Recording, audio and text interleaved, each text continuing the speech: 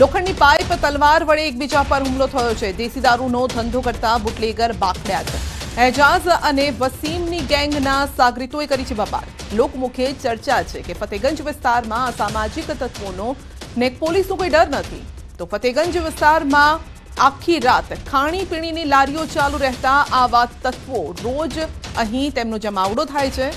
આ શાંત વિસ્તારમાં માહોલ બગડતા તત્વોને પોલીસે સીધા કરવા જરૂરી બન્યા છે।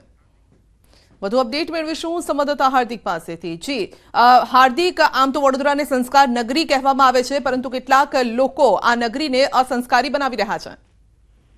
બિલકુલ તમે બિલકુલ બરાબર કીધું કે વડોદરા સંસ્કારી નગરી છે, પરંતુ કેટલાક તત્વો એવા છે કે વડોદરા શહેરની શાંતિ ડોળાવવા માટે પાછળ પડી ગયા છે।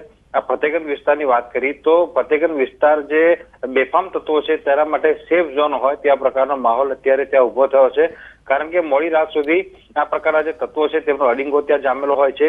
આ ફતેગંજ વિસ્તારમાં દારૂનો ધંધો કરતા જે બે બુટલેગર છે એજાઝ અને વસીમ, આ બંનેની ગેંગ વચ્ચે ગેંગ વોર થઈ ગયો અને એ જગ્યા પર ગેંગ વોર થયો કે જે શાંત સોસાયટી છે એવા વિસ્તારમાં ગેંગ વોર કરીને આ જે બંને ગેંગના સભ્યો છે તેમને એક દહેશતનો માહોલ જે છે તે ઉભો કર્યો છે।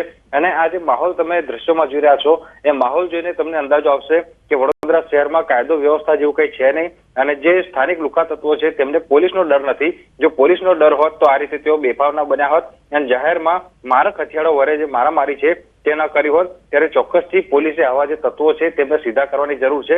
આપણે ગઈકાલે જે અહેવાલ દર્શાવ્યો હતો કે એક ગુનેગાર છે કે જે કોર્ટ પ્રાંગણમાં એક રીલ બનાવે છે અને સોશિયલ મીડિયામાં વાયરલ કરે છે, અને ત્યારબાદ એ જ દિવસે સાંજે આ પ્રકારની મારામારીની ઘટના બની। એટલે તમને આ જે ઘટનાઓ વારંવાર બની રહી છે તેના પરથી અંદાજો આવી જશે કે વડોદરા શહેરમાં આ જે કાયદોની વ્યવસ્થાની સ્થિતિ છે તે સતત કથળી રહી છે। જી હાર્દિક, કારણ કે મોડી રાત સુધી કાફે પણ ખુલ્લા રહેતા હોય છે, તો આવા સમયે પોલીસ શું કરી રહી છે? પોલીસ કેમ પેટ્રોલિંગ નથી કરતી?